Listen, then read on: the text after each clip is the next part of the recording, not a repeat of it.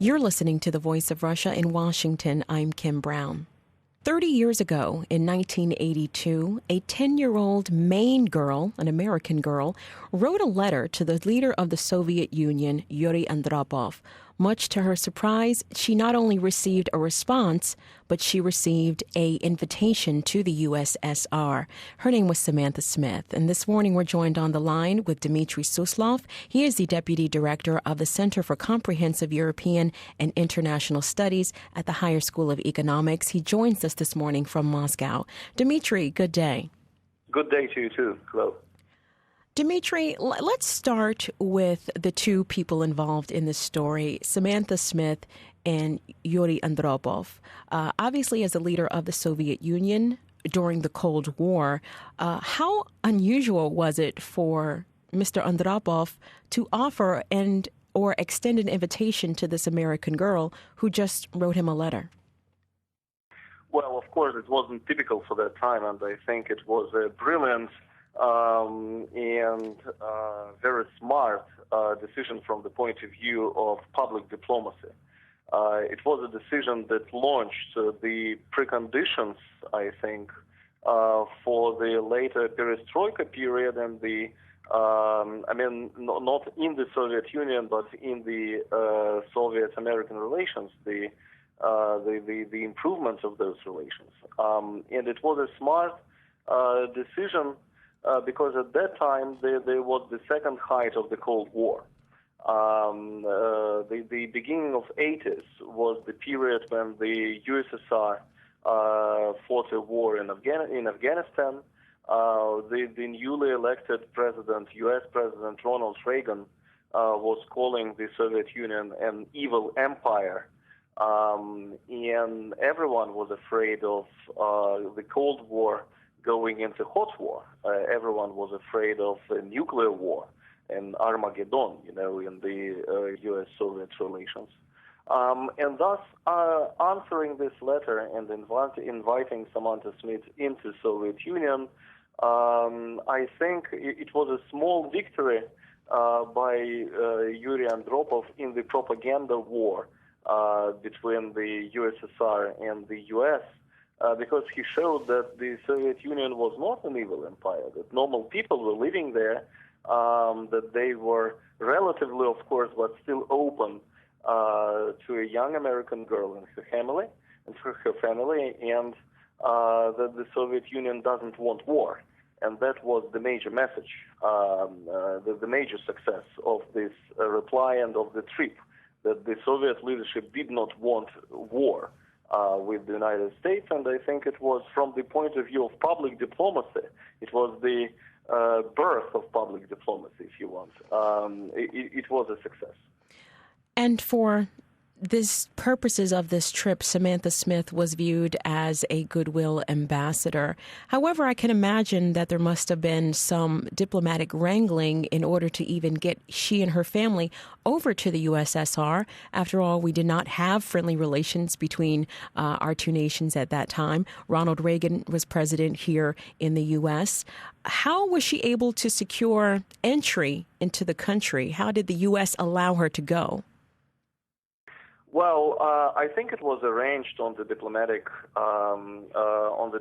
level between the two countries, and I don't think the major problem for Samantha was to leave the United States, as the United States did not restrict foreign travel of American citizens, whereas, of course, as she was an acceptable case, as she was used by the Soviet leadership for public diplomacy purposes, she was needed by that Soviet leadership, and Mr. Andropov in particular, who I said tried to show it as his public diplomacy success.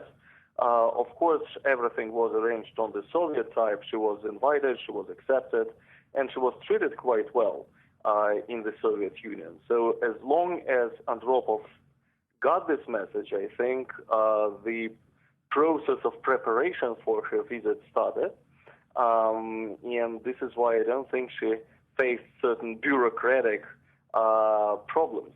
Of course, on the U.S. side, I think her family was instructed by American security services, probably by CIA. But nevertheless, I think much of the organizational work, the administrative work, was negotiated in advance on the diplomatic level between the two countries. So given the time of her visit, what did Samantha Smith and her family do? Where did they go and what did they see? Well, basically, if I'm not mistaken, they visited three places throughout the Soviet Union. They visited Moscow, Leningrad, which is today St. Petersburg, and the famous Artek Pioneers Camp, or actually resort for the people in the Crimea. It was a very prestigious and, again, a colorful picture of the Soviet Union, a positive picture of the Soviet Union. It was an exceptional resort to which only not every ordinary Soviet children could get into Artek. Only the best ones, were selected from throughout the country, and she was brought to that place in order to show her the positive picture, the image of how happy the Soviet children are. And again, because Samantha was really, I think, sincerely fascinated by what she saw, and her family were treated well, I think, again, this public diplomacy adventure was quite successful. What was the coverage on the state media outlets about Samantha and her family's travels to the USSR? Well, in the Soviet media, again, it was a special case. It was a special line in mass media because both the original letter of Samantha to Yuri Andropov was published in the leading Soviet newspaper Pravda, or The Truth. Then the reply letter was also published by Yuri Andropov. And the whole visit was covered in positive tone and quite friendly and welcomely in the Soviet printed and foreign media. As for the American coverage, then here I simply, unfortunately, do not know. It's better to ask some American what was the coverage of her visit, if there was one, in the American press, but I presume that it was also positive because the image of Samantha Smith in the state of Maine is quite positive, and if I'm not mistaken, there is even a monument to her in the state, and her birthday is celebrated by the state on the state level. You mentioned the American coverage of her trip. She was interviewed by famed journalist Ted Koppel. She also made an appearance on The Tonight Show with Johnny Carson. So the American media definitely did cover her trip. And Dmitri, if I could for a moment, I did want to read an excerpt from her letter to Mr. Andropov, where she says, quote, "My name is Samantha Smith. I am 10 years old. Congratulations on your new job. I have been worrying about Russia and the United States getting into a nuclear war. Are you going to vote to have a war or not? If you aren't, please tell me how you are going to help not to have a war. This question you do not have to answer, but I would like to know why you want to conquer the world, or at least our country. God made the world for us to live together in peace and not to fight. Sincerely, Samantha." And an excerpt of the response she received from Mr. Andropov read in part, "Dear Samantha, I received your letter. It seems to me that you are a courageous and honest girl, resembling Becky, the friend of Tom Sawyer in the famous book of your compatriot Mark Twain." He also went on to say that we want peace. There is something that we are occupied with: growing wheat, building and inventing, writing books, and flying into space. We want peace for ourselves and for all peoples of the planet. And that letter was signed Yuri Andropov.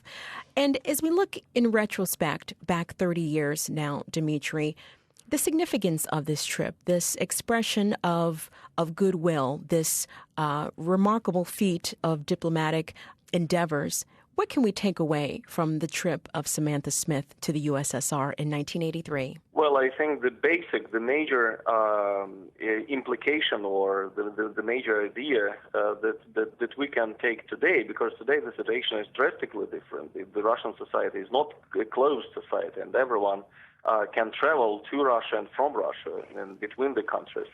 But what we could really take from this trip is that it is much more that unites us in the contemporary world, in the world that surrounds us, rather than divides us.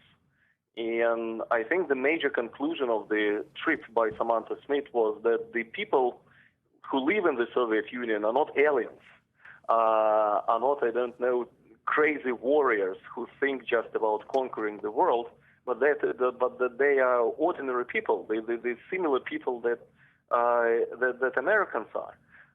And this is, I think, the thing that we should keep in mind today, that we are common, that we face common challenges, and that there is, as I said, much more in the world of today that unites us rather than that divides us. Indeed. And of course, Samantha Smith's legacy is being remembered. However, tragically, on August 25th, 1985, at the age of 13, she died in a plane crash. Dmitri, we certainly appreciate your time today. Thank you. Thank you very much. Thank you. We've been speaking with Dmitri Suslov. He is the Deputy Director of the Center for Comprehensive European and International Studies at the Higher School of Economics. You're listening to The Voice of Russia.